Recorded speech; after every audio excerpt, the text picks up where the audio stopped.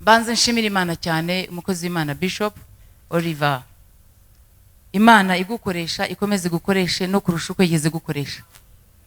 Iyo Mana yagiye itoranya ba Esther igatoranya ba Debora mu bihe byabo. Iyo niyo Mana yawe. Imana yagiye ikoresha ba Joshua bagahagarika ibihe. Uhagarika ibihe. Uhagarika ibihe. Uhagarika ibihe. Kandi guhagarika ibihe kwawe ni ukuvuga ngo Joshua yategetse izuba ko riceceka for 24 hours.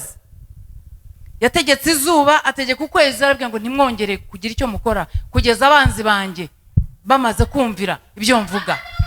Utegeka ibihe, ibyejo, iby'uyu munsi n'ibizaza. Twese abaraha dufite ubwo burenganzira. Kubera iki? Abaheburayo 13:8 ijambo ry'Imana riravuga ngo nkuko yarari nikari kandi kazahora. Baravuga kuri Yesu Kristo umwana w'Imana. Utegeka ibihe. Iryo ni ijambo ryawe. Utegeka ibihe. Nawe uryumva utegeka ibihe. Abari ku murongo dutegeka ibihe.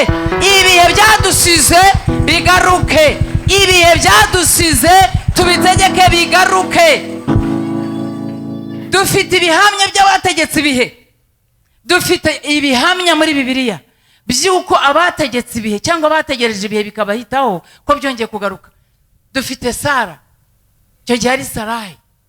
Dufite Abraham, barategereje, barategereza, igihe kirarenga, ariko Yesu aje cyangwa se ijambo ry'Imana muri icyo gihe, kuko Yesu ntavugaga cyane, habayeho ako kanya Imana yibuka Sarai, ihindura izina rya Sarai. Imana ihindura izina ryawe. Imana ihindura amateka ya rino torero. Imana ihindura amateka y'u Rwanda. Imana ihindura amateka yanjye jyewe wigisha. Imana ihindura amateka y'abashatse. Imana ihindure amateka y'urubyiruko. Imana iduhindura amateka. Munyemerere nanjye nisengere. Wera wa Isirayeli ndaje nige wa wundi nakubwiye ko biri bugende, nagusabye ukuri bubikore, ariko jyewe ndi umuntu. Noneho wowe ukore nk'uko ushaka. Ibyanditswe byera ubimurikishe wa mucyo wawe kugira ngo abatarora ijambo ribazire babone umucyo. Mwami ndasenze ntegeka ngo nta mbaraga z'umwijima ziri buhagarara ahantu, nta myuka yose yakwishushanya hejuru mu kirere, hasi kuzimu, hano aho duhagaze nta mbaraga zikuzimu zishobora kwishushanya. Kubera iki? Turi mu mbaraga za Yesu, twaremwe n'ijambo, tugendera mu ijambo, tuvuga ijambo. Kuri kano kanya ndategetse ngo ijambo ry'Imana ryinjira mu mitima yacu, risekure, rihinguranye, icyari icyaha kiveho, habeho gukiranuka. Ndategetse mu izina rya Yesu, ntegetse ntashidikanya ngo abantu bari ahangaha nk'uko nsanze bakira ibimenyetso n'ibitangaza nibibeho. Shyiraho stamp umwuka wera, natwe turakiriye. Amen. Yesu ashimwe cyane. Mbanze nshimira Imana ukuntu yidukijije. Twarimo twihuta tuza hano, dusanga imodoka idaparitse neza mu muhanda hagati, turayigonga. Tuyigonze, imibiri yacu yasigaye iri mizima, n'imodoka ni nzima nubwo hagize icyabayeho. Iyo ibintu nk'ibyo bibaye ku buzima bwanjye, mbanzi neza yuko umurwayi agomba gukira. Mbanzi neza yuko impumyi mu mwuka igomba kurora. Mbanzi neza yuko ari ikipfamatwi mu mwuka kigomba kumva, kandi no mu mubiri kikaba cyakumva. Kubera iki? Si kubw'ububasha, si kubw'ububasha bwanjye, si kubw'izina ryanjye, ni kubw'izina rya Yesu Kristo umwana w'Imana. Haleluya. Dufite theme cyangwa se inyigisho, theme? Yego, theme. Nanjye mvuge ngo ni theme. So, turimo gushakisha, turimo kwibaza ukuntu umukristo aba mu nzu y'Imana ntiyibuke ibyiza Yesu yamukoreye. Twaje gukandagira ikintu cyitwa akamenyero, kumenyera Kristo Yesu n'ibitangaza bye. Twaje gukandagira ikintu cyitwa kumenyera Imana, ntiwibuke yuko ushobora no kuyikorera.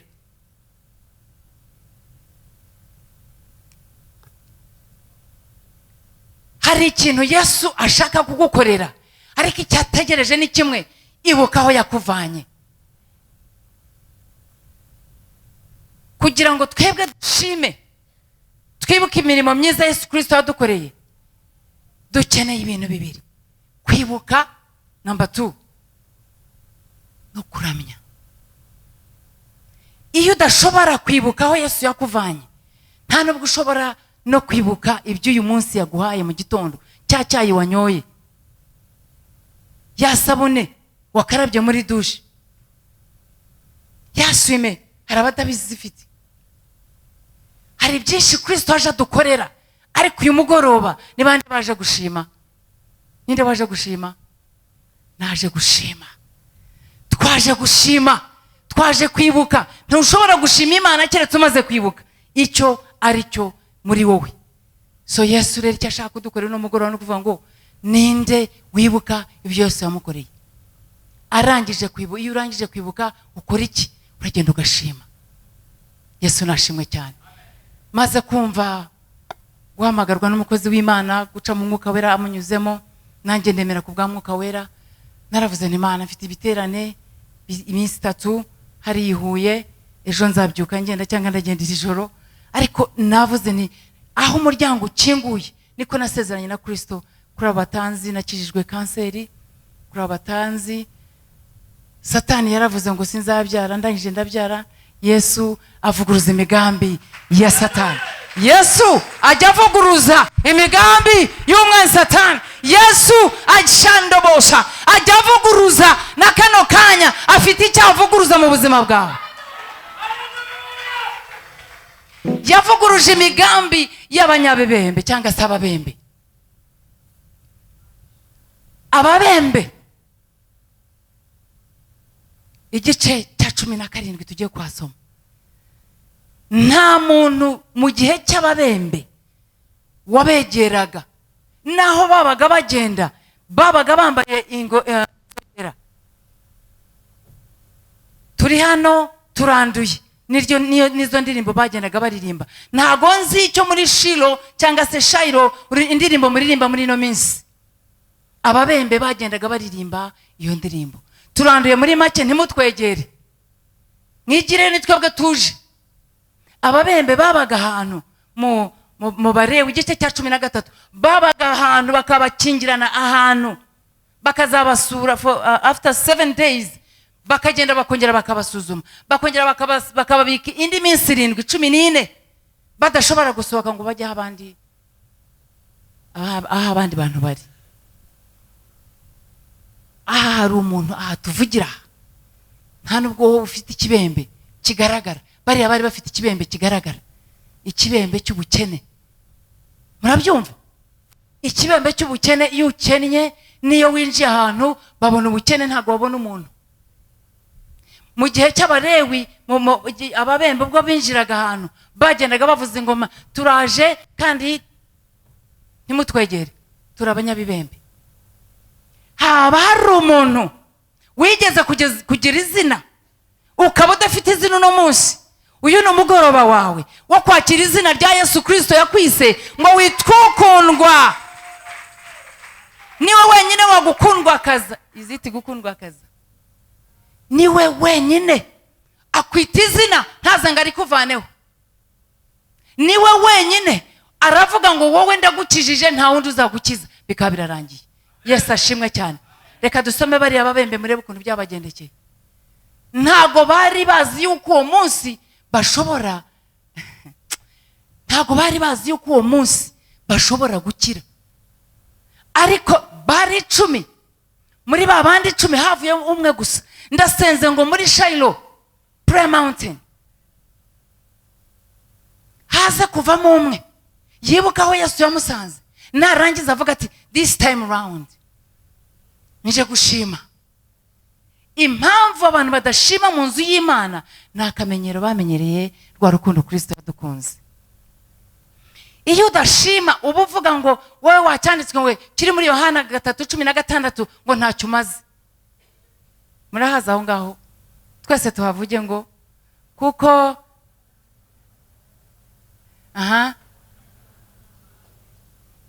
kugira ngo ugira gute atarimbuka ahubwo. Yesu ashimwe cyane. Yesu arashaka umuntu umwe gusa. Reka dusome hariya muri kira cyanditswe, hama dukomeze ijambo ry'Imana. Harimo dusoma rino jambo, hari umugezi w'amazi y'ubugingo. arimo aratemba muri wowe. Amazi y'ubugingo arimo aratemba muri wowe. Yesu nashimwe cyane. Luka 17 dutangire ku murongo wa 11. Ufite Bibiliya ufate na mikoro twirukanke. Ndagira ngo uyu mugoroba uze gusubira mu rugo wumva wateteshejwe na so mu ijuru. Agahinda kari karakumbanya kandi uze kuva hano wumva watese, udateshejwe n'amagambo y'umuntu, uteteshejwe n'Imana. Wadusomera tangira kuri 11. Luka ibice 17 murongo wa 11. Nuko bari mu nzira bajya i Yerusalemu, anyura hagati y'Isamariya n'i Galilaya. Akigera mu kirorero asanganirwa n'ababembe 10 bahagarara kure, barataka cyane bati, mutware Yesu tubabarire. Ababonye arababwira ati, nimugende mwiyereke umutambyi. Bakigenda barakira. Yego. Umwe muri bo abonye akize agaruka ahimbaza Imana n'ijwi rirenga. Yego. Nyuma yo gukira arahaguruka ahimbaza Imana. Yabanje gukora iki? Yabanje gutakamba n'ijwi rirenga, ahamagara ati, Yesu mutware dufashe, dukize tubabarire. Igikurikiyeho Yesu yumva gutaka kwabo. Ndavuze ngo no mugoroba, ubu mugoroba waho Yesu yumva gutaka kwawe, aguhanagura amarira abana b'abantu badashaka kuguhanagura. Yesu Kristo umwana w'Imana, aho umuhanuzi adashobora kugera ahakugerere mu izina rya Yesu. Yikubita imbere y'ibirenge bye bararamenya. Kandi uwo yari Umusamariya. Uwo yari Umusamariya. Impamvu bavuze ngo uwo yari Umusamariya nuko icyo gihe Abasamariya they were foreigners, bari abanyamahanga muri icyo gihe. Yesu atangazwa nuko abatari abanyamahanga bashoboye kuza gushima. Ariko none haravuga ati, se nabo Umusamariya je ari umunyamahanga, how about my people? Naba abantu batanga ibitambo bagahanya bingi, none si itorero ryanjye kuki ritanshima? Ariko twebwe abo muri Shilo turashima, sibyo? Yikomere mu mashyi nabo ushima. Hallelujah, hallelujah, hallelujah. Yesu aramubaza ati, ntimwakize muri 10? Ba bandi 9 bari he?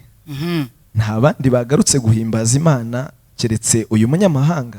Ibaze icyo kibazo, kuba Imana ikibariza ku muntu runaka muri inozo cyangwa ku murongo, ko ngukora ibintu byinshi byiza, kuki utagira akanya ko gufata amazi nkaya ukayazana mu nzu y'Imana, gufata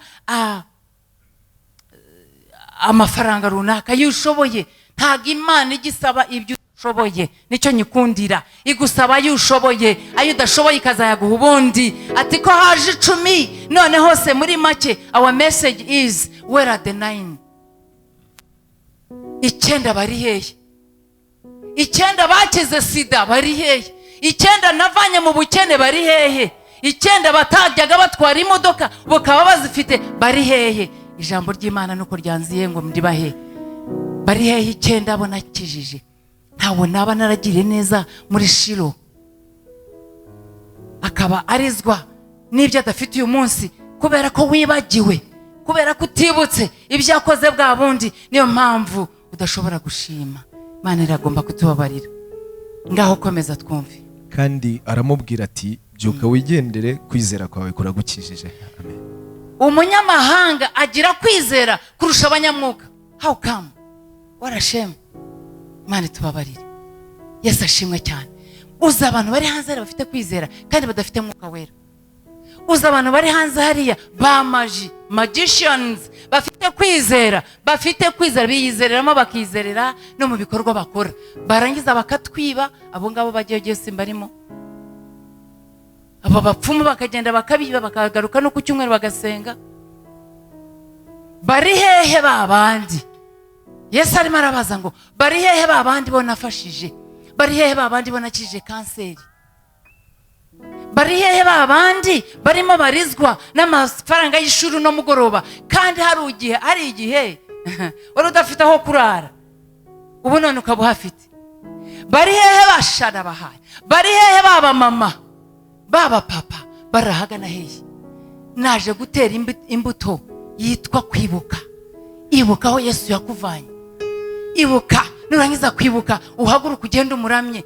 Impamvu kuramya kwacu bamwe kutazamuka ngo kugere ku Mana nuko tutibuka aho Yesu yatuvanye. Iyo wibutse aho Yesu yakuvanye urapfukama ukamuramya. Umubembe yarapfukamye aramya Imana kubera icyo yari imukoreye. Imana imaze kugukorera ikintu runaka kucyo ugihisha ukagishyira no mu mufuka kugira ngo atagira ukubona. Imana ikakongeza umushahara. Imana ikaguha amahoro mu rugo rwawe. Abandi barimo badivorcinga. Imana ikakwigishiriza abana, warangiza ugahaguruka ukagenda ugahisha bwa bufaranga ngo ntago bukwiriye. Nta munsi uzabona mutega amatwi, nta munsi uzabona amafaranga ahagije. So nushaka guha Imana uyihe uyu munsi, uyihe uyu munsi, kuko uyu munsi ni wo wonyine. N'isaha iri bukurikiyeho ntago tubizi. Tuje twari mu modoka n'umupasiteri warunzanye n'umwana we duhana ubuhamya bw'imirimo yadukoresheje i Huye. Birambabaje ko atinjiye, yagombaga kugenda vuba. Ntabwo twari tuzi ko turi bugonge. Ni bangahe bava kuri moto bakitura hasi ugasigara uri muzima? Itoro ry'Imana tugeze aho tugera gutanga ubuhamya bigiye kuba birimo birahinduka ikindi kintu. Utanze ubuhamya yivugaho cyane, birasagiye kongera gusubira muri bya bindi. Yes, it is my assignment. Actually, umurimo wa mbere w'itorero kwari uguhamya ko Yesu ari umwami. Amaze kubabwira ngo nibicare mu cyumba cyo hejuru, arababwira ngo nimara kwihangana mukuzuzwa, kuko bamwe bananiwe kwihangana bava mu cyumba cyo hejuru. Bamwe baragenda, ariko abahasigaye bamaze kuzuzwa imbaraga za Mwuka Wera, ati muzaguma muri icyo cyumba kugeza aho muzuzurizwa. Nimurangiza muzaba abagabo bo kumpamya. Ntushobora guhamiriza Yesu keretse wibutse aho yakuvanye. Umuramyi, umupastori, apostles, bishops, naba tudashobora kwibuka aho Yesu yatuvanye, ntabwo dushobora kuramya. Kuramya si amagambo, kuramya ni ibikorwa. Yesu nashimwe cyane. Bagiye tuba mu bikorwa, sinzi mu Rwanda ntabwo nabaye cyane. Iyo nje mbanje kuvuga ubutumwa niza ngasubirayo.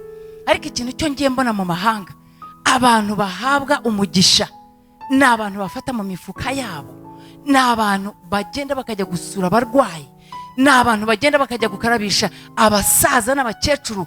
Abantu Imana iha umugisha ni abantu bibuka aho Yesu yabavanye.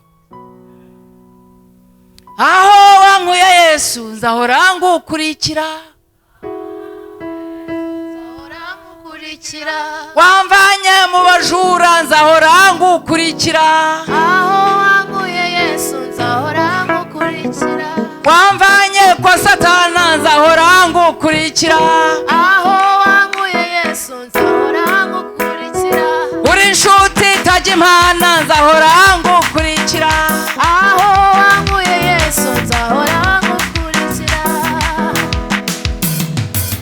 Kuramya si amagambo, kuramya ni ibikorwa. Noneho kugira ngo uzaramye, ingingo nyamukuru nuko uba wibutse aho Yesu yakuvanye. Ibyo mvuga, ibyo nkora, n'ibyo nasezeranye na Kristo wancunguye, wampfiriye. Umugabo wanjye adahari, abana banjye badahari, pastori wanjye adahari. Icyo Yesu yagukoreye mu ibanga ukagiceceka, yarakubwiye ngo ugishyire ku karubanda. Kuvuga testimonies cyangwa gutanga ubuhamya ntago ari ukuza ngo wivugeho. No, gutanga ubuhamya ni uguhamiriza uwagucunguye. Haleluya. Iyo uhagurutse ukajya kumuhamiriza, agusukaho amavuta, ukagenda ukabwira abandi, kandi ibyo uvuga bituma n'abandi bakira Kristo. Yesu ashimwe cyane. Icyo Yesu avuga muri kano kagoroba niki? Impamvu dutaye umurongo wo kutsibuka aho Yesu yatuvanye. Uyu mugoroba ndagusengeye ngo nanjye nisengera twibuka aho Yesu yatuvanye. Hari indirimbo yo mu rundi rurimi ivuga ngo mbwenu ubara imigisha yawe y'iruhanga yakweyire, ubare umwe kuri umwe, ngo ukomeze ubare imigisha yawe umwe kuri umwe. Kuki ubara imigisha? Impamvu amadayimoni adasohoka ngo agende nuko afite aho ashakisha, afite icyiciro muri wowe. Uyu munsi mu izina rya Yesu nta mudayimoni uri bwicara aha hantu, nta uri bugushakishe, nta uri buce mu nzozi, nta uri buce mu ndirimbo, nta uri buza yishushanya. Turamufata mpiri, turategetse ngo nashye dukurikije imbaraga za Kristo Yesu. Haleluya. Iyo ucecetse, Yesu yarabwiye ngo nimuzaceceka kundamya n'amabuye azandamya. Zicyo bisobanuye, nimwibagirwaho n'abavanye, amabuye azibuka. Namara kwibuka agenda aramye. Ntushobora kuba umuramyi udashobora kwibuka aho Yesu yakuvanye. Yesu ashimwe cyane. Uyu mugabo dusoma 18 turebe. Hallelujah, hallelujah, Kataria Mas. Jesus of Nazareth walk among us. Nanditse ngo nta bandi bagarutse guhimbaza keretse uyu munyamahanga. Nta bandi bagarutse guhimbaza. Guhimbaza ni iki? Ntago ari zino ndirimba hano, izi ngizi n'utubabi. Ariko foundation yo kuramya no kwibuka aho Yesu yatuvanye. Noneho yamara kuduha imbaraga zo kwibuka. Kandi mwibuke yuko atari twebwe twibuka, ni umwuka wera. Yabivuze neza muri Yohana 14:26 arabivuga, aravuga ngo niwe wenyine uzabibutsa uyu mufasha mboherereje. Niwe wenyine uzabibutsa byose, including amafaranga naguhaye ku mushahara ku kwezi. Niwe wenyine na bya bikwembe naguhaye. Niwe wenyine waguhaye babana abandi batabagira. Uzibuka ryari. Niwe wenyine ukiguhaye ababyeyi abandi barashize. Erega mwebwe muragira ngo kwibuka no gupfa kwibuka gusa. It goes beyond words. Bijya kure y'amagambo, bira penetrating, biramena, birasatura. Ni bangahe bafite abafasha, bangahe bafite abatware. Ni ryari uzibuka guha Imana ishimwe ko n'umugore yaguhaye utakimubona ko ari umugore, umwita akagore cyangwa ikigore, dore uko cyateye, dore uko gisa, dore uko gateye, dore uko gasa. Ni cya kigabo kiraje. Ni ryari tuzibuka? Ndagusabye uyu mugoroba wo kwibuka aho Yesu yakuvanye.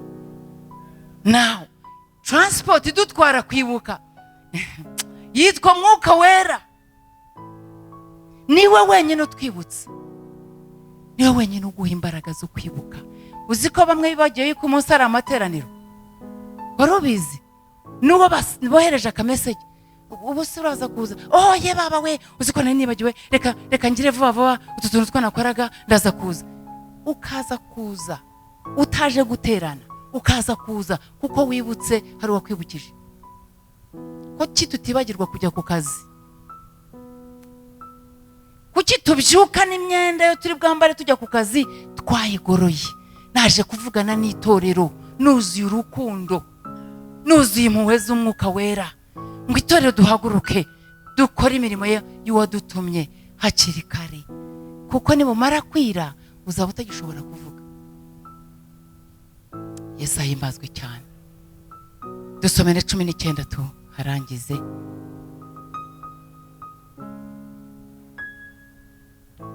Kandi aramubwira ati byuka wigendere, kwizera kwawe kuragukijije.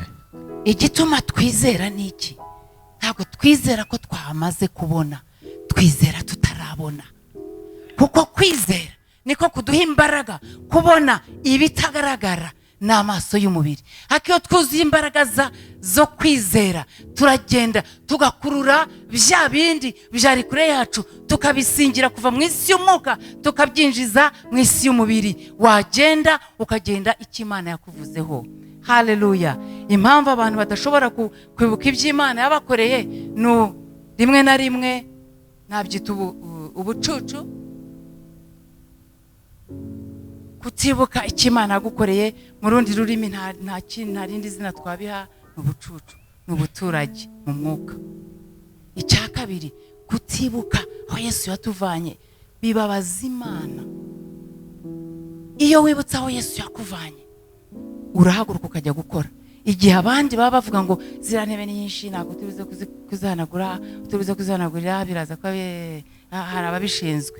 Iyo wavuze ngo hari ababishinzwe, uri umuntu w'iri torero, uri w'iryo torero iwacu Shilo Tabanako, uba ufite ikintu kikuburaho. Ntawe ushinzwe uyu murimo uretse wowe nanjye.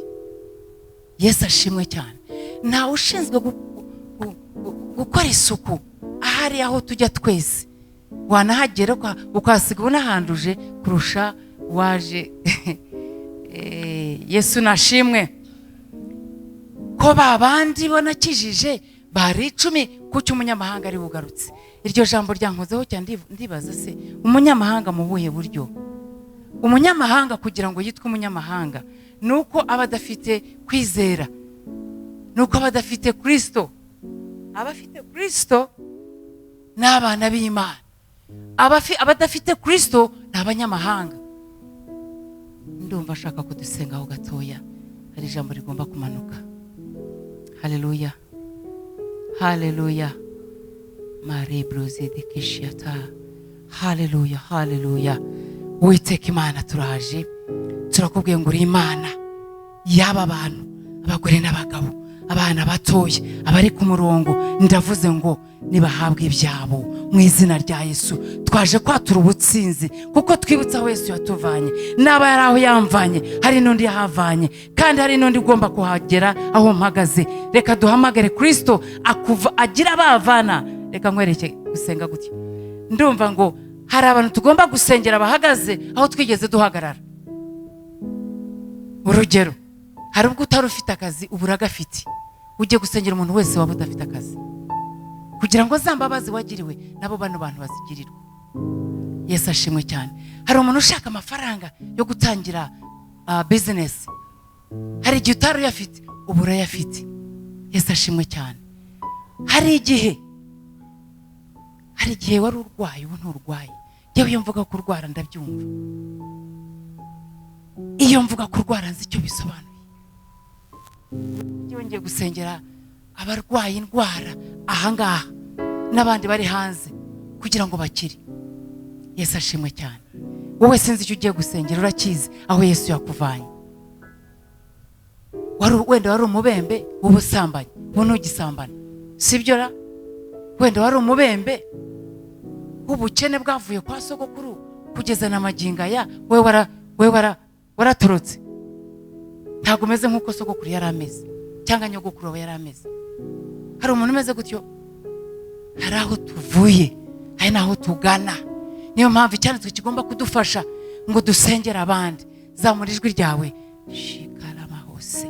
Zamura ijwi ryawe buhoro witonze, cyangwa se uzamure with a loud voice mu izina rya Yesu Kristo w'i Nazareti. Mwami, nibutsa aho wamvanye ariko ntarahibuka, hari ibyo nibagiwe byo wankoreye. Nciye bugufi ngusaba ngo umbabarire aho ntagarutse kukuramya nkamera nk'ababandi 9. Mwami, nanze kumera nk'ababandi 9. Bwira Yesu ngo wanze kumera nk'ababandi 9. Mubwire ngo waje wowe nka wa wundi kandi utari umunyamahanga. Bwira Yesu uti naje nibutse aho wamvanye. Mwami, aho wankuye muri bwa bukene, hahandi muri kwa kwangwa. Yesu, aho wamvanye muri bwa bubari. Yesu, aho wamvanye mu bacuruzi n'abacuraguzi. Yesu, aho watuvanye abwo abandi baramyaganya bingi ukaza ukadushingurayo. Yesu, aho watuvanye. Yesu, duha imbaraga zo kwibuka hashekeri amandre brozirikata. Haleluya, haleluya. Zamura ijwi ryawe usenge, usengere n'undi ugomba guhagarara mu cyimbo cyawe aho wavuye, mu izina rya Yesu Kristo w'i Nazareti. Mana, aho wamvanye abandi bicwa na sida, mwami aho wamvanye hashabade kozikataya. Wibuke yuko uvugana n'Imana yaremye ijuru n'isi, wibuke yuko uvugana n'Imana itaginanirwa, wowe urananirwa. Ayayayayayaya koshede kitaria mandre brozirikata. Baba ya sedekaya. Hallelujah, hallelujah. Source of our hope, we worship you. King of glory, we worship you. Jehovah Shammah, Jehovah Nisi, we bless your holy name. Mandiriba satakaya rekeshedekaya masaya. Mwibutse umubwira uti naje kukuramya, mubwira ngo wibutse aho yakuvanye. Hallelujah. Komeza usenge, komeza usenge, komeza utitirize, komeza ukomange. Nabawe yaragukorera bikomeye ukibagirwa kumutangira amashimwe. Zamura ijwi ryawe nk'umusenzi, zamura ijwi ryawe utanyeganyega. Hayayayayayayayaya.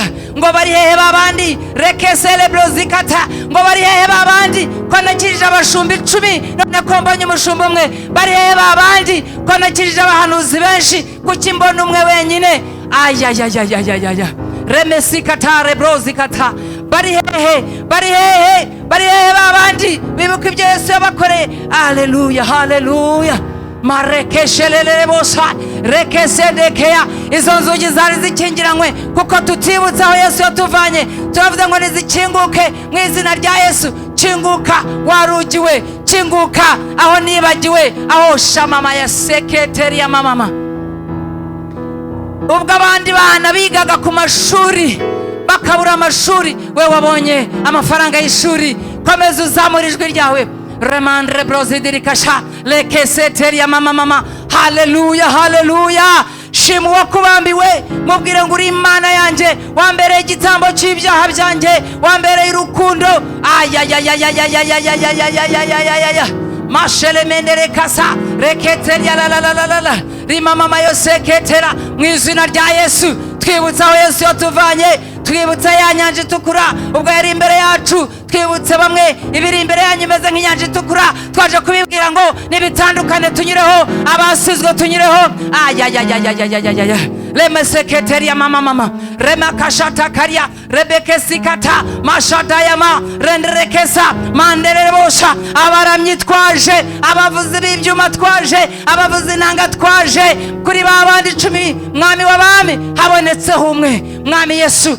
Shande kesiata lemememe yesiata. Ababyeyi abandi abana babo bishwe n'ibiyobyabwenge, wowe abawe barize bararangije, bafite n'amashuri, ayayaya, bafite n'ubuzi barakora, ariko ntago wibuka gushima. Uyu munsi wibuke ushime. Oh haleluya. Ngwino imbere y'Imana n'amashimwe. Hasherere bosha reketeri ya makaya rimama sondeke rekeshendere kos matika ya mahaya. Shima, zamura umutima wawe, zamura ijwi rirenga. Ababembe baravuze ngo tubabarire mutware, wowe Yesu mwitande. Yesu wabwiye guhindukiye nde? Shalamandere bosaya.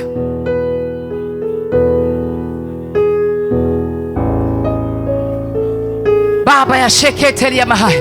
Yego yego yego. Umwuka wera yamanutse kudufasha, yamanutse kutwibutsa, arimo aragutungira agatoki. Bamwe mwari muri za Faisal murwaye, Imana ibavana, abandi barapfa, abandi mwari muri Shaska, abandi mwari mu yandi ma hospital. Ayayayayayayayayayayaya. Rekeseterere basa. Ayayayayayayayaya. Rekeshendere.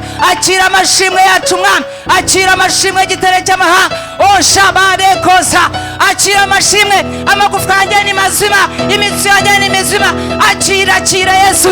Ayayayayayaya. Nibutse aho wamvanye, aho benshi baguye. Shakata yayayayaya. Haleluya, haleluya.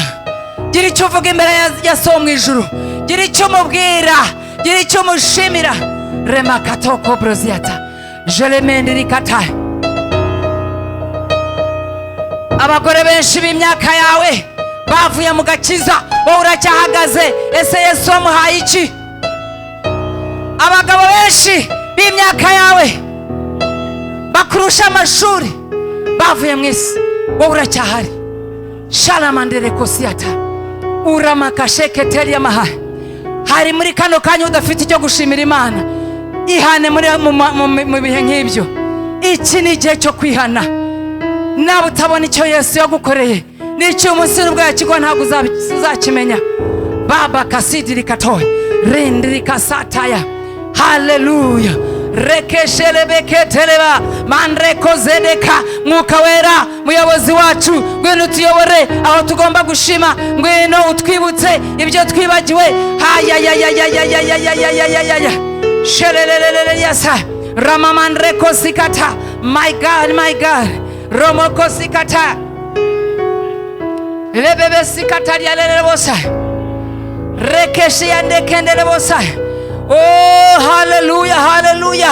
Nimwumve mwebwe abita ku ijambo ry'Imana, abatsinye Uwiteka. Nimwumve neza ati nimuze imbere yanjye n'imitima yanyu yose. Gushima ntago ari amafaranga, gushima ni umutima, kuramya ntago ari amafaranga. Oh, haleluya. Ni imitima. Ufite mutima cyuzaniye Imana, ufite mutima cyuzaniye Imana muri kano kanya. Rekisha labakosi. Haleluya, haleluya. Remama zendelele bosa. Rekeshandala la makosi kata. Rekeselele bokosi kaya. Muri Luka igice cya 13 umurongo wa 13 aravuga ngo, and he laid his hands on her and immediately she was made straight and she glorified God. Aravuga ku mugore umwe yari afite umwuka wamwatakingaga, a disabled spirit. Hari spirit ziza zikatwumwisha mwisi y'umwuka. Imana yarazikurinze, wamushimira gute? Imana yakurinze ibigirwamana by'iwanyu, wayishimira gute? Imana yakuvanye mu bukene, mu bujyahabi bw'iwanyu, wayishimira gute? Haye reko siyata rikatoshikaya reke sikataya rema sikataya. Haleluya, haleluya. Imana yaragukijije ibirwara by'iyi si, yaragukijije. Wayishimira kungana iki? Oh, kamasi ya dekaya. Ndimo ndibaza abagore barwaye kanseri muri icyo gihe, akaba ari jya Imana ishingurayo kugira ngo abantu bashiro Prayer Mountain Church bumve buno butumwa. Mwami Yesu, Mwami Yesu, Mwami Yesu, ngwino duhindukire ibyishimo, ngwino duhindukire iriba ry'amazi adakama. Kori mazaye, ko jandana n'amakosi, kori bazende kataria. Ndagira ngo wibaze icyatumye uno mubembe aruta abandi 9 kwari ukwizera. Murabyumva? Ukwizera niko kwatumye uno mubembe ashobora kugira testimony. Testimony zirabuze kubera yuko dushaka ibya vuba vuba. Bana b'abakobwa murafata uwo mubonye ari wese ibintu bikangirika. Abakobwa bonyine n'abagore bakuru n'abahungu b'abasore turashaka ibya vuba vuba. Imana idutabare. Itoro ry'Imana turagana hehe muri no minsi yanyu? Ibaza aho tugana. Naba dushaka ibya vuba vuba, tutazi igihe, tutazi n'isaha aho Yesu Kristo azagarukira. Ntidushaka gushaka ibya vuba vuba. Ndashaka gukomeza umuntu umwe utentebutse mu mutima we, ukumva utegereje Kristo igihe kirekire. Ntago bana babembe batubwira igihe bamaze barwaye. Icyo tuzi nuko barwaye. Ntago nzi igihe umaze ubabaye usaba Kristo ngo agire icyo gukorera. Ntago nyizi. Haka icyo nzi ni kimwe, nuko Kristo akiri mu business yo kuruhura abantu be. Kristo Yesu ntago ari umwanzi wacu, hagira ubyemera. Yesu ntago ari umwanzi wawe. Ibyo ucamo ni amasomo, kuko igihe kizagera uhagarare uhamye. Kandi ngira uwo mbwira muri kano kanya, uyu ni umugoroba w'ubuhamya bwawe. Mashede kosai, ni umugoroba w'ubuhamya bwawe. Wizere ko ubwo buhamya buhari. Sinzi icyo waje ushaka, izere ko ubuhamya burahari. Naba waje gusenga Imana irora, ikora, ivuga, bikaba, yategeka, ntagira uvanaho. Ayayayayayayayayayaya. haleluya. Iravuga bikaba, yategeka ntagire uvuguruza ijambo ryiwe. Haleluya. Reka tugende hariya mu byahishuriwe Yohana igice cya 3. Ucika baba hose. Hari abantu Imana yagiriye neza hano, bashobora guhagarara bakavuga ngo ntacyo nayishinja. Njyewe ndi umwe muri bo. Ntacyo nayishinja. Mu madeni ntacyo nayishinja. Mu kazi ntacyo nayishinja. Kuko aho yamvanye hararuta amadeni mfite uno munsi. Ibyo mwabyumvise? Aho Yesu yamvanye hararuta amafaranga nifuza kugura building nk'iyi ngiyi. Ntacyo twashinja Kristo Yesu. Ntacyo twamushinja. Dusomere umurongo wa 7. Byahishuwe ibice 3 umurongo wa 7. Wandikire marayika w'itorero ry'i Philadelphia uti: andikira marayika w'itorero ry'i Shilo Prayer Mountain Church.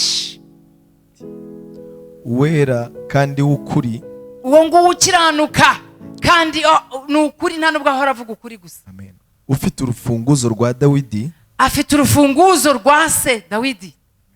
ukingura ntihagire ukinga, iyo akinze uwo wicaye muri wowe, iyo akinze nta wundi ukingura, kandi ukinga ntihagire ukingura, kandi ukagira Imana uwo waba umufite muri wowe. Yesu Kristo igihe kirageze ko itorero rimenya yuko buri muntu wese afite Yesu indani. Yesu ari muri wowe, ntabwo uzamushakira ku wundi muntu. Uwo kandi niwe ufite igifunguzo cya buri musozi ukuri imbere. Niwe kandi wicaye muri wowe, icyo utegeka kirakorwa. Nudategeka se ningutegekera ndagutegekera mu kanya gatoya. Nugera mu rugo urasanga ibindi. Utaragera no mu rugo kuva hanga kugera hari baza kumva ga telefone. Turavuze ngo kabe akibyiza. Haleluya. haleluya. Yaho komeza.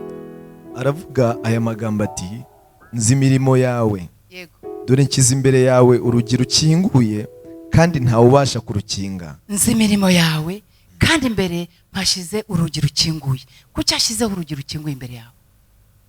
Ndagira ngo twige Bibiliya. Komeza tugende.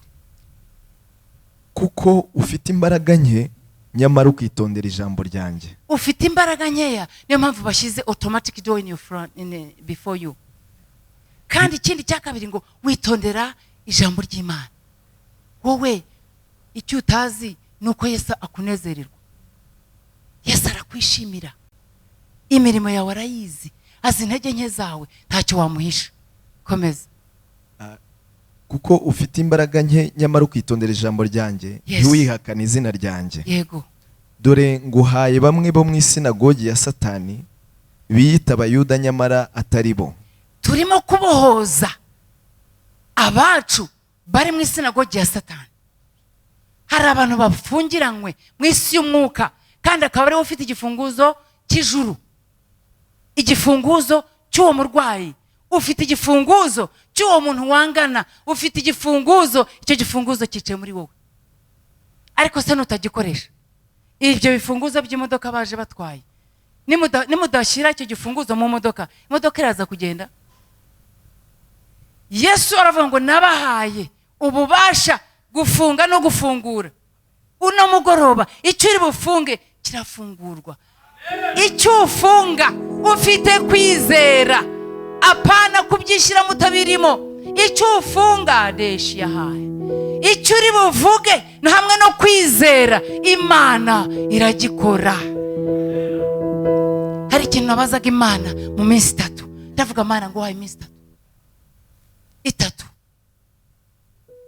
mfite uburenganzira bwo kuyiha umunsi umwe, akugena yahaye 3. Sinzi icyo uri mubaza Imana. Yashubije muri ano masaha ubwo nazaga hano. Iyi Mana, haleluya, iyo ntemera kuza kuvuga ubutumwa muri Shilo, ntagomba nashubijwe. Sinzi ahantu ugomba kuba uri ukaba udahari. Aho hantu hitwa kwibuka imirimo Yesu Kristo yagukoreye. Iyo tubuze muri icyo cyumba cyo kwibuka, turayoba duhinduka abadamaraye. Irinde kudamarara muri ino minsi y'imperuka. Yesu nashimwe cyane. ahubwo ari abanyabinyoma. Yego. Dore nzabahata kuza bikubita imbere y'ibirenge byawe, bazamenye yuko nagukunze. Kuko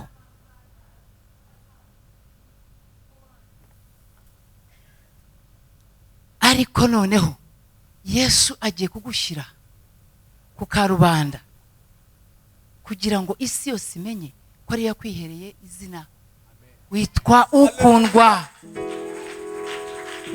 Hari abajyaga bishushanya mu buzima bwawe, ariko igihe kirageze yuko amaso y'Umwuka Wera yomatana n'amaso yawe kugira ngo umenye abakwihishamo. Iki ni cyo gihe cyaho umunyazi cyangwa umujura adashobora kongera kwihisha mu masengesho.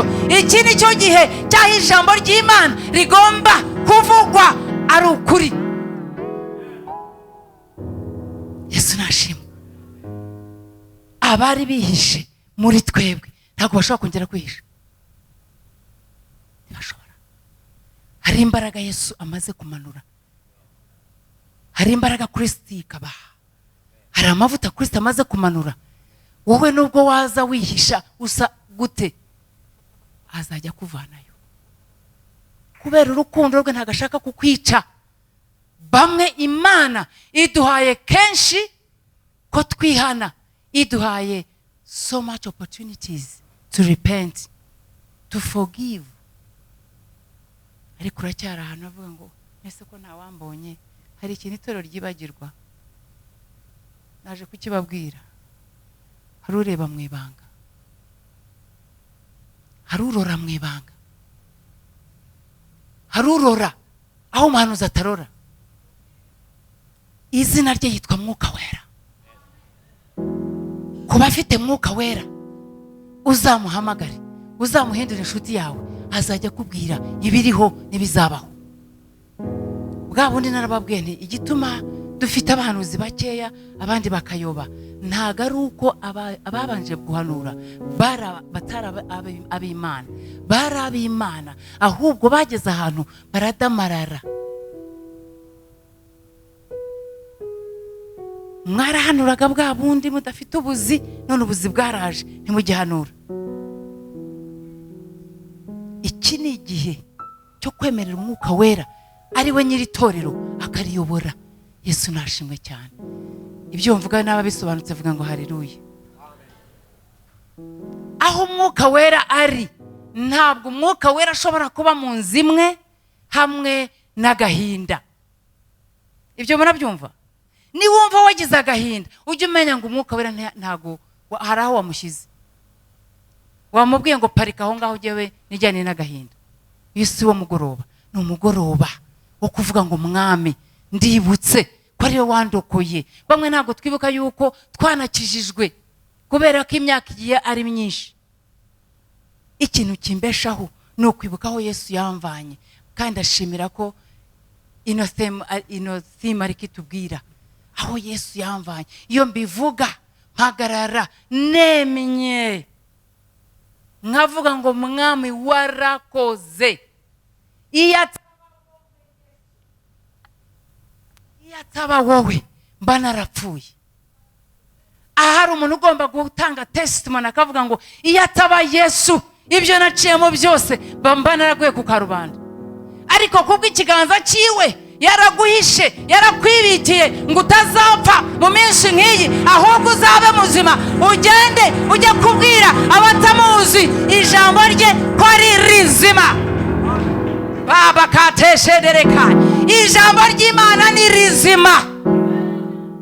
Iyo nkubona mbona ijambo ry'Imana, iyo nireba mbona ijambo ry'Imana, nkunda kubwira abantu ngo ndi umukobwa mwiza cyane. Ntabwo ubwo ndangije statement cyangwa sentence ndayirangiza. Ndi umukobwa mwiza cyane. Kubera iki? Nsa na Yesu. narabibabwiye bwa bundi, ntihazagire ugukandagira ku mutwe ngo ubu rero wowe uri mugufi, wowe rero uri muremure cyane, abarebare cyane ntibashaka kuba barebare, abagufi ntibashaka kuba bagufi. Ubu se Yesu azabagenze gute? Abafite ahantu, narababwiye bwa bundi, abafite ibirenge binini, abo ntibabishaka, ukagira ngo bariremye. Abandi bafite intoki zakuze gute, abo ntibabishaka. Ninde wakubwiye ko wiremye? rekeraho gutunga Imana agatoki. Umuremyi wawe niwe utunga agatoki. So noneho nivuga ngo ndi mwiza nsa nande? Ahantu hari ukwibuka haba hari ijambo ry'Imana. Ijambo ry'Imana iyo ryicaye muri wowe, niyo bakubwiye ngo genda ukora akazi runaka mu nzu y'Imana, ntabwo umanuka ngo uzamuke, uragenda ugakora. Nta nubwo utegereza ngo ba protocol n'abari ba protocol, the deacons and the ushers, ntabwo bategereza, wowe uragenda ugakora.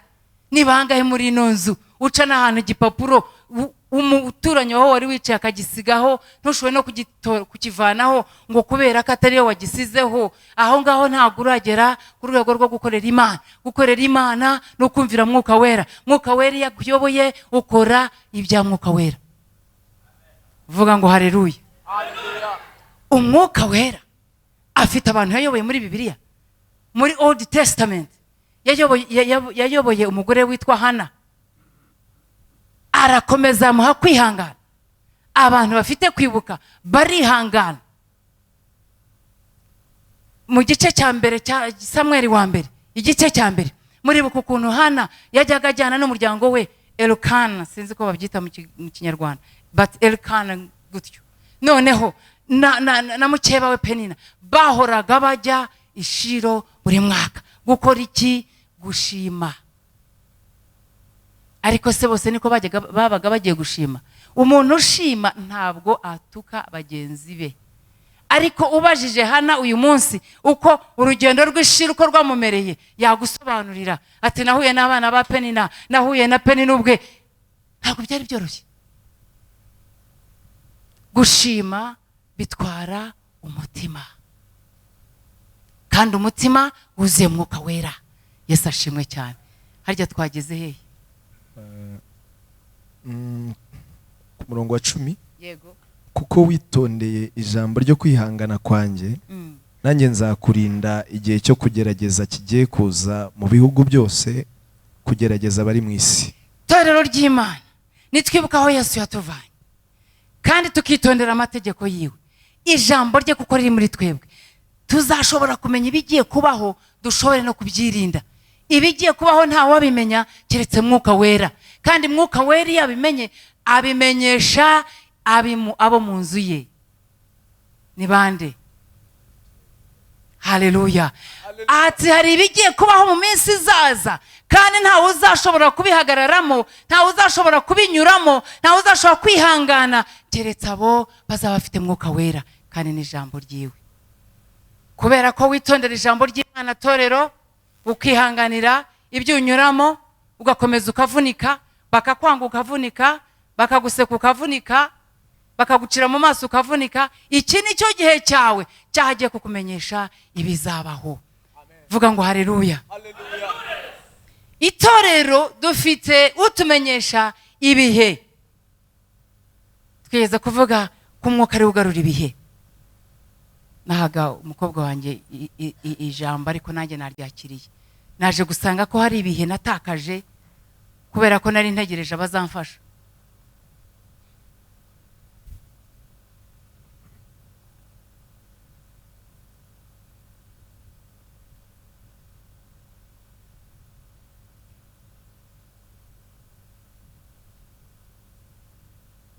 Uwiteka Imana Nyiringabo, ndavuze ngo uwo muryango ntukinguke. Ni wowe ubyerekanye kandi wowe uzabisohoza. Ntacyo utangira utazasohoza. Ndavuze ngo ntukinguke. Ndavuze ngo icyari gisigaye icyaburagaho kato sadisha dikatoye etela na masiri kataye. Ndavuze ngo nibikorwe mu izina rya Yesu. Nibikorwe mu izina rya Yesu. Nibikorwe kubw'izina rya Yesu. Kandi nyuma y'ibi azashima Imana. Hari abagabo benshi ariko niwe Imana itoranije. Genda Imana ibiguhe. Hallelujah. Shatale kusia. Rebande kezede kashai. Rekesetere bahai. Rekesiata. Hallelujah. Baba. Umanura ijambo ukarigendaho ukarisohoza. Yaratubwiye ngo ntago azatuma ijambo rye ngo rigaruke ubusa. Yaritumye no mugoroba. Hari imiryango rikingiranye. Nivize kuraza udasinziriye. Baba shataya mahai. Rika sataya mahai. Nivize. Baba yashiakai. Yesu afite uburenganzira. Yatubwiye muri Revelation 3:7 and 8 ngo niwe ufite urufunguzo iyo afunze nta ufungura. Ndavuga muri Shilo Tabernacle, Tabernacle and Prayer Mountain, icyari gifungiranywa aha hantu ndavuga ngo nigifunguka mu izina rya Yesu. Urugi rwari maze imyaka rukinze nirukinguka mu izina rya Yesu. Ndategetse ngo umucyo nukumurikire mu mwijima wahoraga. Baba yajika dozi ya dai. Hallelujah.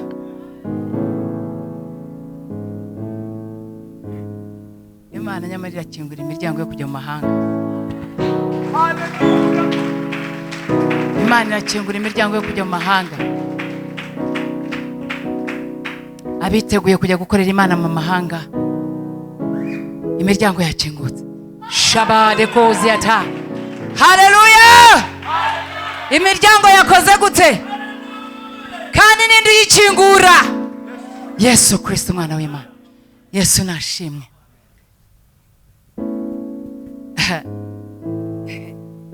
Ari abantu murarenga babiri hano cyangwa no ku murongo mwagerageje gushaka amaviza ya Amerika, nubise ngewe Canada, noneho na Amerika iraje.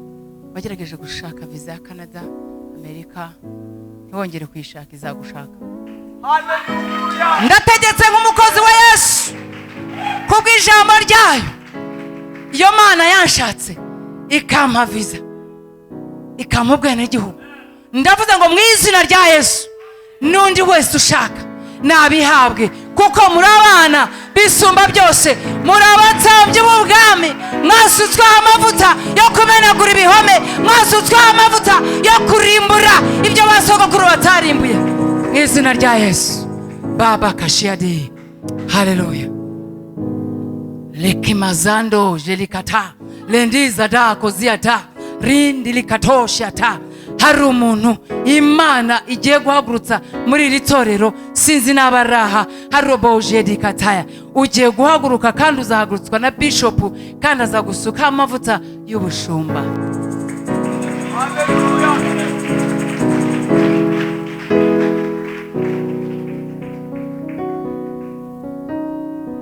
Baba yasha Imana irimo iravugana n'umuntu umwe, yaraguhamagaye koshi yadaya kuba umwongeri, ariko kubera ko wisuzugura wakingiranye ibihe byawe ndetse uranakererwa. Ariko uyu munsi Yesu yavuze ngo iki ni igihe cyawe cyo gufungurirwa no kugaruzwa ibihe byari byaragiye. Imana yahaye umushumba wanyu, yahaye umwongeri wanyu, yahaye umuhanuzikazi wanyu ngo ibihe byagaruwe. Ibyo bihe byagaruwe, nawe ntabwo uri busigare inyuma y'igihe. Uragomba kugendana n'igihe, kuko nyiri ibihe yicaye muri wowe. Hallelujah. Shandobo shaya. Nyiri ibihe. Hallelujah. I feel like jumping.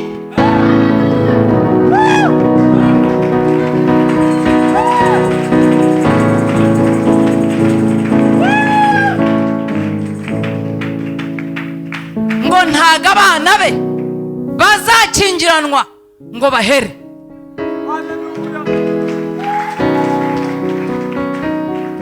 Ikintu gitangaje, abantu bagiye guhabwa ibitangaza hano ni abantu barambiwe ubuhanuzi.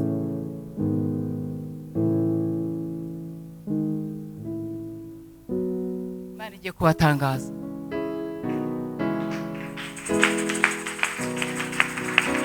Hari abantu barambiwe ubuhanuzi. Niyo mpamvu nsimbutse numva amavuta nanjye adashobora kunyemera gukomeza guhagarara. Nanjye hari igihe nageze ndaburambirwa.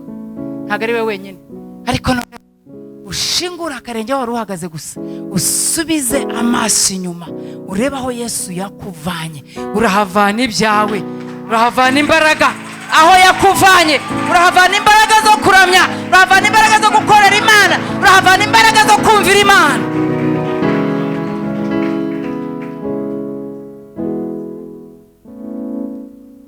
Yesu ni imfura. Nubwo yaturemye mu ishusho yayo, ahubwo yongeraho nkavuga hagase kweri Yesu ni imfura.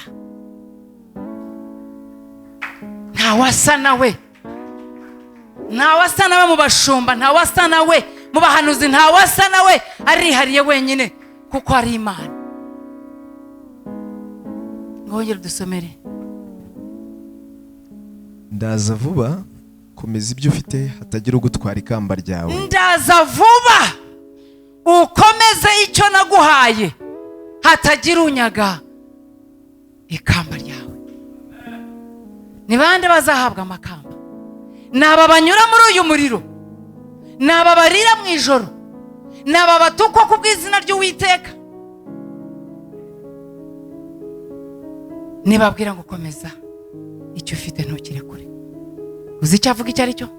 Komeza ubutunzi bw'ijuru, komeza gukiranuka, komeza kwihangana, komeza ukuri kose, komeza ukuri kuko nza vuba, kandi ubwo nzaza nzashakisha ba bandi. Ni wowe nanjye. Yesu nashimwe cyane. Komeza icyo ufite. Kubera iki? Imiyaga ni myinshi, amarira ni menshi. Komeza icyo ufite. Amagambo ni menshi. Komeza icyo ufite utakinyagwa. Kubera iki akubwira ngo komeza icyo ufite? Dusomere muri Yohana igice c'10:10. Komeza icyo ufite. Icyo ufite ni ubuzima wahawe. Wowe urimo urabara amafaranga udafite, none se ubwo azayazana ukabutibuka mwebwe abantu ba Nyagasani. Yemwe muzi yuko n'udufaranga duhaye ukwezi kwashize tutamushimiye? Muzi ko twayari umushahara wose twarawuriye turawurangiza, tukamuha n'ituro.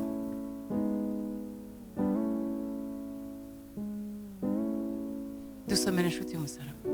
Nanditse ngo umujura ntazanwa n'ikindi keretse kwiba. Umujura ntazanwa n'ikindi. Nuwo nguwo Yohana yavugaga, the revelator, ati irinde umujura.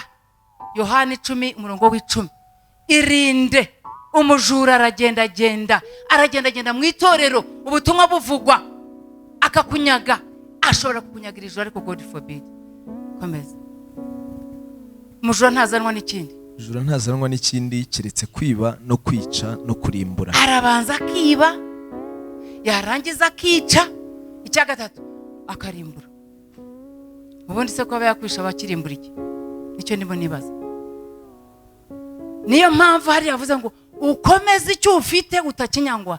Komeza itabaza wahawe, ikomeze kumurikire. Komeza amavuta wahawe mu itabaza yawe, ye kumeneka, ye kumenwa n'agahinda, ye kumenwa n'imirimo ya kamere. Iyi mirimo ya kamere irimo iramena amavuta yacu, turabyamagana mu izina rya Yesu.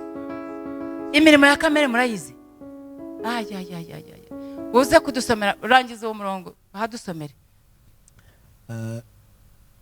Ariko njyeweho nazanywe no kugira ngo ubone Yesu zibone ubugingo ndetse zibone. Naraje ngo Shiloh Prayer Mountain bagira ubugingo ndetse bwinshi. Ntago naje kubarimbura, ntago jewe ndi umwanzi wanyu. Ijambo rirakomeza rikaza.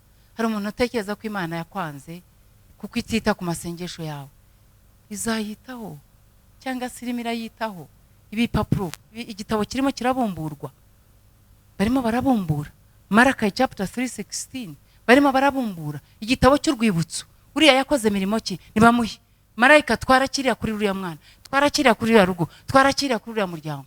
Haye bushaya, hari ibintu Imana irimo iduha, irimo iribuka imirimo yawe. Igitangaza, Imana ishobora kwibuka imirimo yawe, ariko we ntiwibuka imirimo yagukoreye. Imana tubabarire. Ngomeze mu byayishuwe. twavuze icyakurikiragaho cyari unesha nzamugira inkingi yo mu rusengero rw'Imana yanjye, unesha kandi ntazasohoka ukundi. kunesha ntawe urwana ari wenyine, hari icyo urwana nacyo no mugoroba. Urarwana n'iki? Unesha, urwane intambara nziza, urwane utsinde. Nutatsinda uranyagwa. Mwabyumvise? Ariko twebwe turi hano gukora iki? Gutsinda. Amen. Unesha nzamwambika ikamba ry'ubugingo. Hari ibintu narimvuze imirimo ya kamere, nkwereka ibintu bituma amavuta yacu ameneka.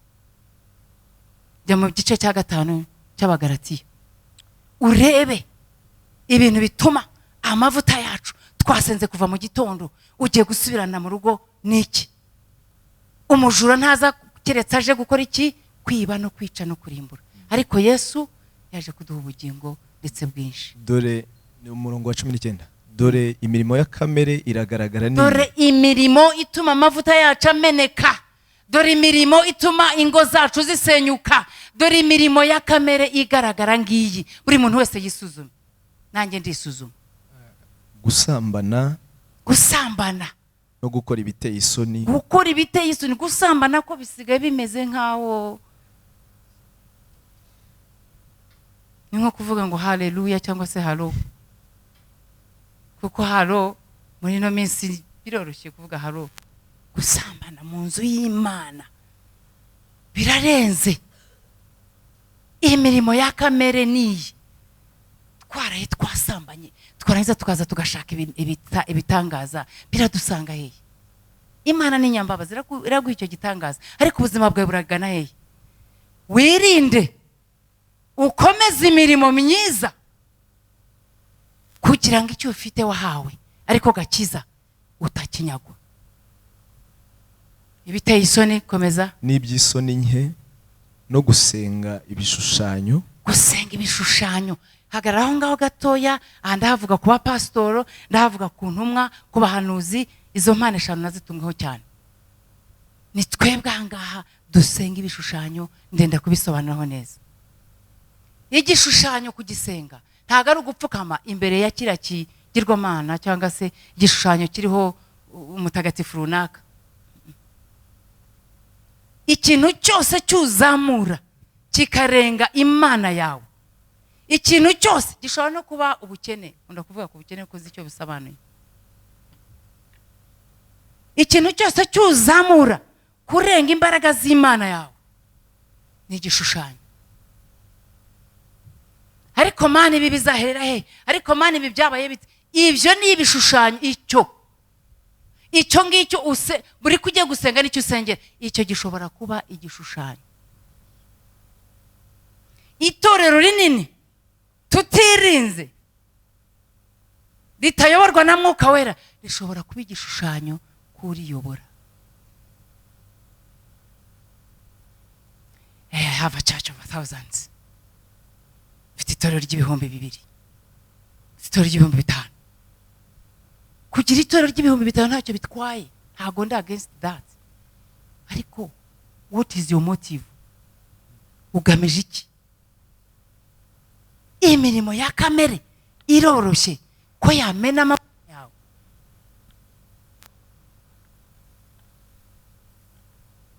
Biroroshye ko yamena amavuta yanjye. Kubera ko mfashe mikoro ntago bisobanuye ngo ndi umukiranutsi kurusha abandi. Nubwo ndwana gukiranuka buri munsi. Ni intambara n'urugamba. Kuvuga ukuri twese twakwemeranya yuko kuvuga ukuri ari urugamba. Hari wakwemeranya nanjye? Hari ibintu byumva utavanayo cyose ukongeraho ikinyoma. Komeza. No kuroga. Hafi kurangiza ntimo ndambirwe. No kuroga, no kwangana, no gutonga. Kuroga ntabwo ari bari abafite za nyabingi. Ni ugufata umukozi w'Imana ukamwambika ubusa kandi umubeshyera, uba wamuroze. Gufata umuramyi mugenzi wawe ukamucurika mu kintu utabifiteho. Buno butumwa nanjye banje kumva na mwabonye ko nababwiye ngo munsengere nanjye nisengera.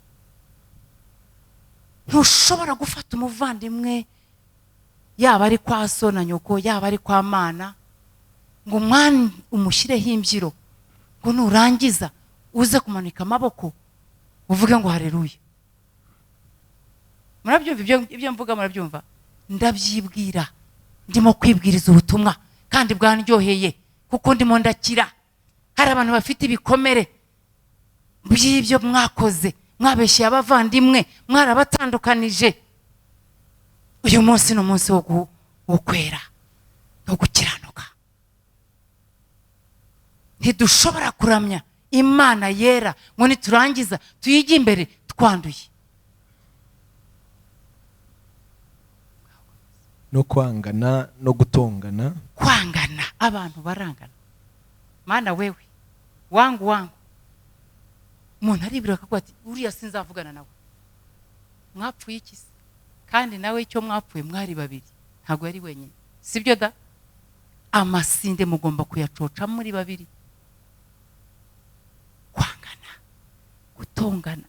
Hari abantu basa naho bafite umuhamagaro wo gutongana, agatongana ntawe ugize icyo amubwira, agatongana. Turabyamagana mu izina rya Yesu, turabisohora mu nzu y'Imana, kandi ni twebwe nzu y'Imana. Ijambo ry'Imana rivuga yuko twebwe turi inzu za Mwuka Wera.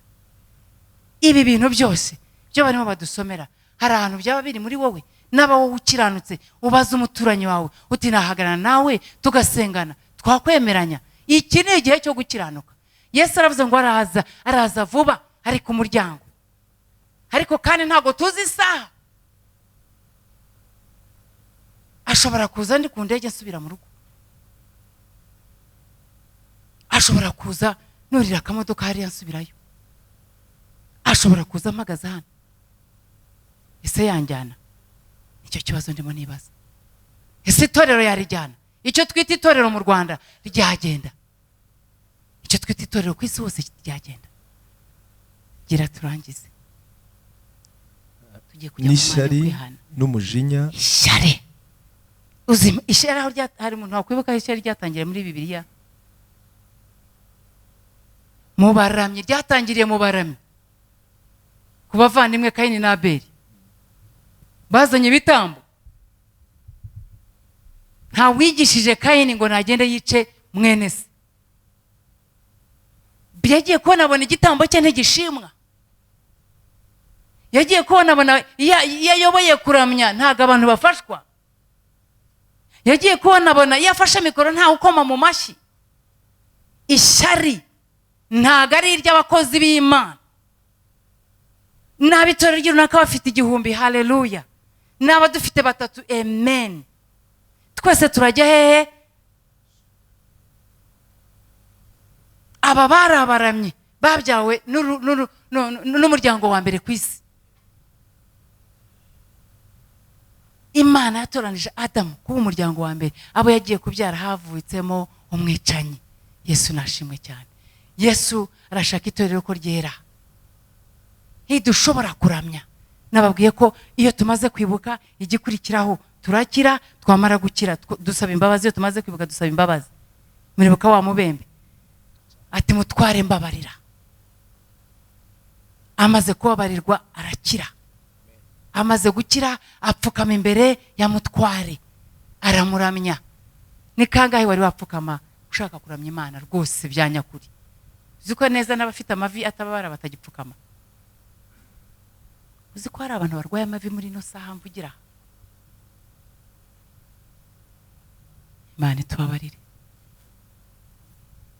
Komeza.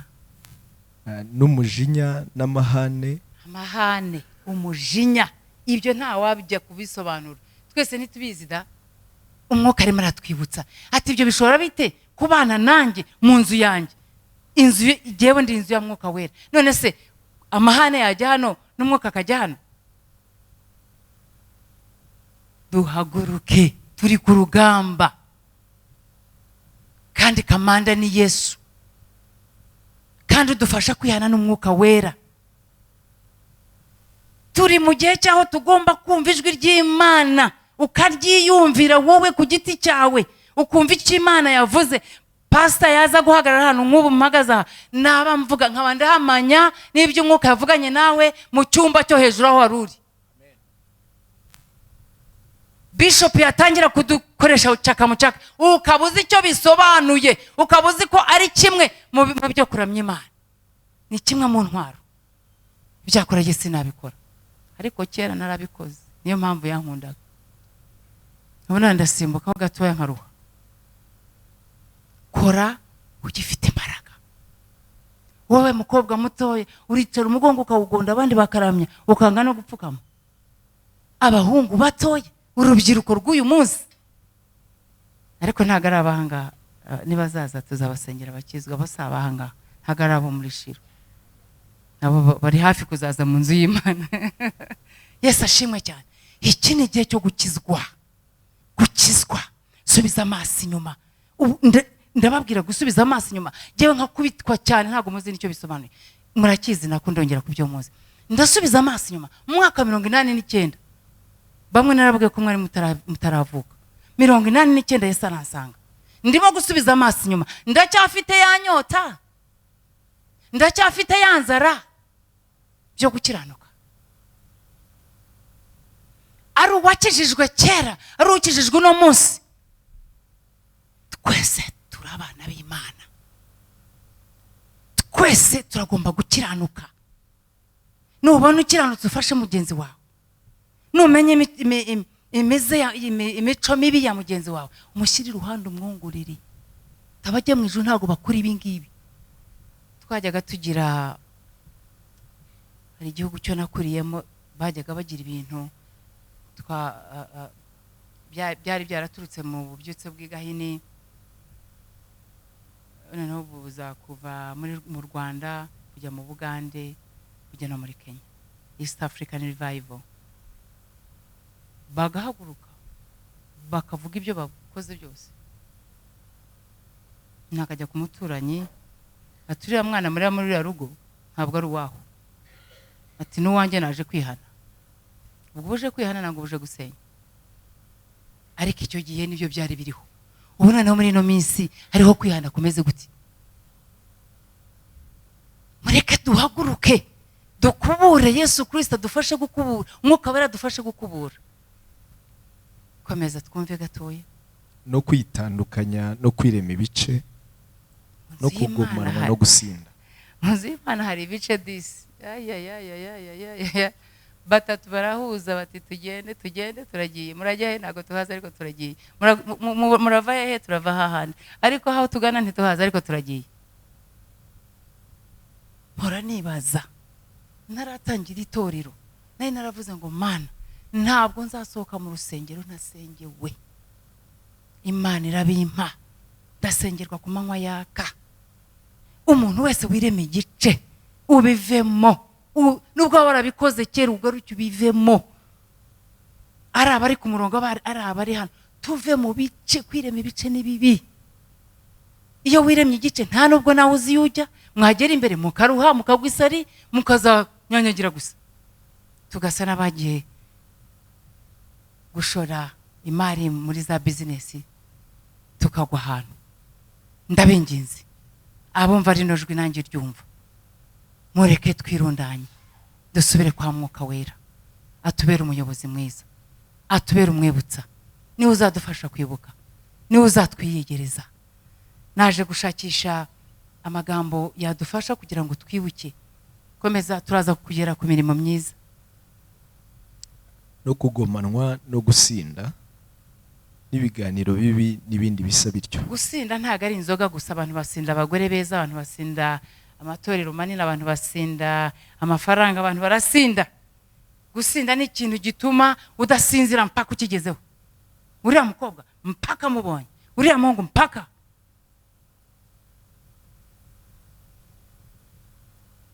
Umwuka Wera nahabwa icyubahiro gutwigisha. Nye ntaho ushobora gukoma mu mashyi, ntabwo byoroshye. Nanjye byanyobeye, uretse ko ntashobora kuyoberwa kuko Umwuka Wera arimo amfasha. Ibintu byo turimo ducamo muri ino minsi, naba dushaka kujya mu ijuru, hari hababera indorerwamo.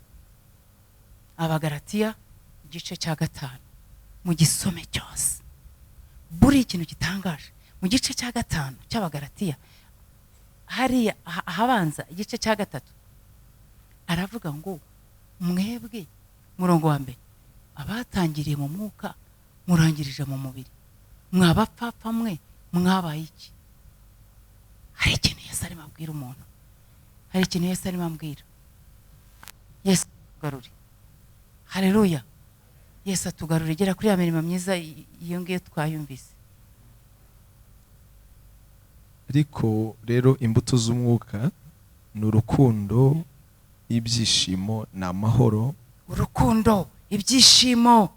Abantu bamwe niyo turi mu bintu bidasobanutse duca mu buzima butoroshye, kwishima twarakinze, dufata ibyishimo tubishyira ahantu muri room turakinga. Nuguhagaze imbere abona kutishimye, cyose nubwo wabimwereka urasigara ari wowe. So ushime Yesu kugira ngo ibyishimo biganze mu buzima bwawe. Gushima Imana bituma stress zigenda. Gushima Imana, umutima ushima Imana ntabwo ugira depression. Stress ziratumaze kubera iki? Gushima kwacu kwabaye guke. Ibyishimo byarahunze, uyu munsi turishima mu izina rya Yesu. Si kubw'ibyo amafaranga dufite oya, si kubw'urugo rwiza oya, ariko kubw'uwo Yesu witanze akadupfira ku musaraba. Yesu nashimwe cyane. No kwihangana no kugira neza n'ingeso nziza no gukiranuka. Kwihangana, kugira neza, ingeso nziza. Kuza abantu bagira imico myiza, wicarana ukaruhuka. Ariko wicarana n'umuntu utongana, upfa kureba mu gahanga ke gusa, ugashakisha aho urugero nturubone. Twajyaga tumenya ko papa ari hafi kugera mu rugo, kuko yari yaraduha, yabaga buri muntu afite umurimo yagombaga gukora, akaza agasanga ya mirimo tutarayikoze. Ye baba we, akaba ntabwo yagukubitaga, yabanzaga kugusezeranya inshuro 3, nzagukubita, akongera nzagukubita. Yajya kugukubita agasa n'ukubita inzoka. Yaba yinje twavuga ngo kuraho iki, kuko twamwita yakoreye isuku cyane. Kuraho icyo, vanaho iki, nakira kivaneho, utararangiza nakira twahoraga mu kirere. Yesu arimo kutubwira ngo vanaho icyo ngicyo cyuzi. Papa wo mu ijuru arimo kukubwira ngo nimvaneho cya kindi cyonzi kugira ngo ninjire ijuru. Ijuru tuzaryinjiramo mu isi. Narabyigishije, nzaryinjiramo mu isi. Sinshobora kugendera muri Gehinomu ku isi ngo hanyuma se ijuru nzarisange. Aha ku isi. Ngo iby'isi bitwigisha iby'iki byo mu ijuru. So ibyishimo, ingeso nziza. Umuntu abakugiriye nabi, genda umusaba imbabazi, cyangwa se naza kugusaba imbabazi. Hari abantu baza gusaba imbabazi bakazanga. Wanga imbabazi z'abantu b'Imana nkande. Komeza nshuti yanjye. No kugwa neza, yego, no kwirinda, yego. Ibimeze bityo nta mategeko abihana. Ibimeze gutyo hari igihe cyo kurwana n'amategeko. Amategeko ya Mose se turakora, ya 10 se turayarangiza, none se turayarangiza bigende bitese, none se turayuzuza yose. Umuntu ugira neza, umugwa neza, uyoborwa na Mwuka Wera, amategeko nta kugenga. Yesu nashimwe cyane. Ikintu ndenda kuvuga ku bintu 3 turangize sinsubiramo. Igituma tuzakora imirimo myiza nuko twibuka aho Yesu yatuvanye akatugirira neza. Icya kabiri nuko umenya yuko gushima bikwegereza Imana.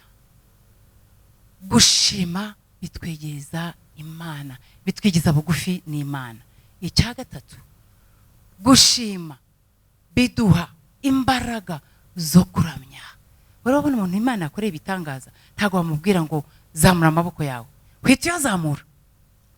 Basaba abaza gutanga ubuhamya, uti ni jyewe. N'imbaraga, gushima n'imbaraga. Gushima no gukorera Imana. Ndagira ngo mbibutse ukuntu Hana Imana yamukoreye igitangaza nyuma yo guca mu mibabaro myinshi. n'umwe ni character naje gufashwa nayo ngo ababembe twabonye 9 basigaye inyuma haza umwe ahangaha turabona Hana aca mu mibabaro myinshi yo kutabyara kugeza aho yaje kubwirira Imana ati aho bigeze ubwo uzampa umwana nzamuguha kandi azagukorera. Yaje guhigura umuhigo we. Guhigura umuhigo ni ukuvuga ngo wibutse icyo Yesu yagukoreye. Hano hicaye imihigo myinshi itarahigurwa. Yesu nashimwe cyane. Waca bugufi tugasenga. Bakashatalala mahoshi eketala bazeketeria mwami Imana duhe imbaraga zo kukwegera, duhe imbaraga zo kukwegera. Ushatse wahaguruka, ushatse wapfukama, ushatse wagenda icyo ushaka, icyo wumva aricyo ukora imbere ya So mu ijuru. Ya mirimo ya kamere ikarabazondekishiri amakaya rekesetekeria rabababa. Ya mirimo ya kamere uyibuke, waba ufitemo icyo ubonye, waba waratangiriye mu mwuka ukaburangirije mu mubiri mu kanya nkaka. O shareko siata mande kezeliata, mu izina rya Yesu Kristo w'i Nazareti. Vuga ngo mu izina rya Yesu turiyambura imirimo ya kamere. Ubusambanyi turakwiyambuye, ubujyahabi, ubugome, inzika, kutagira ibyishimo turakwiyambuye. Turashaka Yesu umwami w'amahoro. Uyu munsi n'iteka ryose tuzajya twibuka aho yatuvanye, kuko nizo mbaraga zacu zo kumuramya. Mu izina rya Yesu zamura umutima wawe imbere y'Imana, nsengera itorero. Haleluya. Bajere koziriya kataya. Komeza ushime Mana, ngushimiye umukobwa wawe wakinguye umuryango w'ubutumwa bwiza. Yakinguriye wowe Mwuka Wera, kandi Mwuka Wera aho naba navuze nabi nk'igikoresho, ndavuze ngo oh haleluya, ndavuze ngo nubivaneho data. Nsinzwe n'urubanza aho naba ninjiye mu mubiri, mwami ntubyemere, ndabyanze mu izina rya Yesu. Abana bawe mu gutega amatwi bumvise bacika intege, bumvise bacirwa urubanza. Turavuze ngo amaraso ya Yesu, turavuze ngo amaraso ya Yesu, amaraso ya Yesu natweze, amaraso ya Yesu neza amaso yacu, amaraso ya Yesu neza imitima yacu, amaraso ya Yesu, amaraso ya Yesu. Oh shalala makosi kataria. Thank you Jesus. Mana, ndavuze ngo itorero ni nyamugisha. Ndategetse ngo aba n'abanyamugisha binjira, n'abanyamugisha basohoka. Abangaba ntago bazaneshwa, ntibazatsindwa. Abangaba ni abazarwana urugamba bakanesha neza. Uwera wa Isiraheli, umukobwa wawe n'abakorana nabo. Oh haleluya. Timu yose akorana nayo, turavuze ngo imbaraga za Yesu ni umurage wanyu. Turavuze ngo amavuta ni umurage wanyu. Turavuze ngo ibyishimo ni umurage wanyu. Turaka brozedika jedi koziata ndiko zida kojikata andrekozirikata rebekezi nakaya. Mana, mu izina rya Yesu turavuze ngo urukundo ni umurage wa Shairo. Haleluya, haleluya. Ayayayayayayaya. Turavuze ngo urukundo ni umurage wacu mu izina rya Yesu. Haleluya. Ukuri ni umurage wacu mu izina mandoko jedikataya alibozirikataya. Haleluya. Jekemando zirikataya. Ayayayayayaya. Imirimo ya kamere ntizongera kuboneka mu buzima bwacu. Inzugi zose turazikinze. Aho Satani yacishaga imirimo ya kamere, ahakinzwe n'amaraso ya Yesu, ntago azongera kutubona, kuko turi mu maraso ya Yesu, turi mu Mana indani. Urakoze gitare, shimwa, shirwa hejuru. Mu izina rya Yesu dusenze twizeye, amen.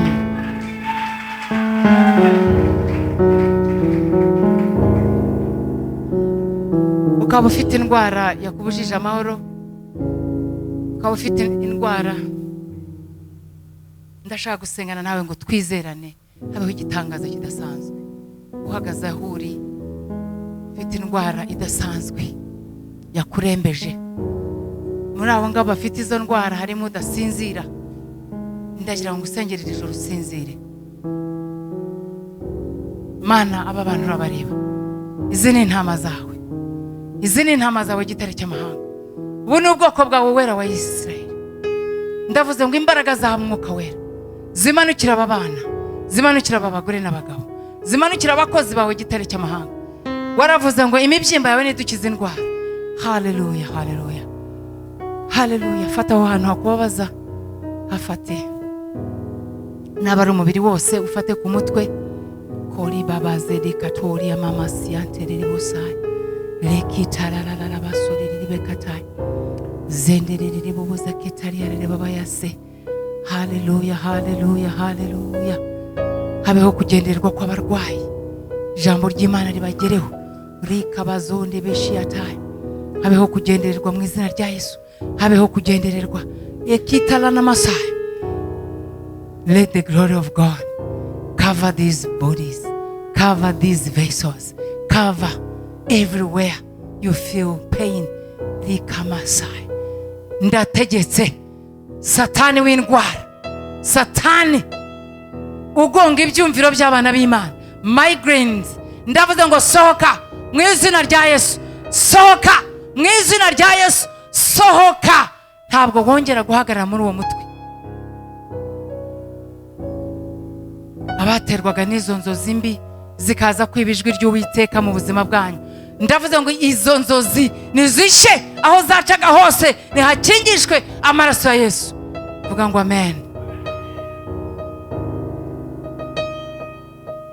Gukira kuzanwa no kwizera, kwizera gushimisha Kristo Yesu. Ndavuze ngo nabashimishe, ndavuze ngo nabashimishe. Yesu nabashimishe, afata umwe kuri umwe, nabashimishe mu izina rya Yesu. Amen. Imana ibahe umugisha cyane.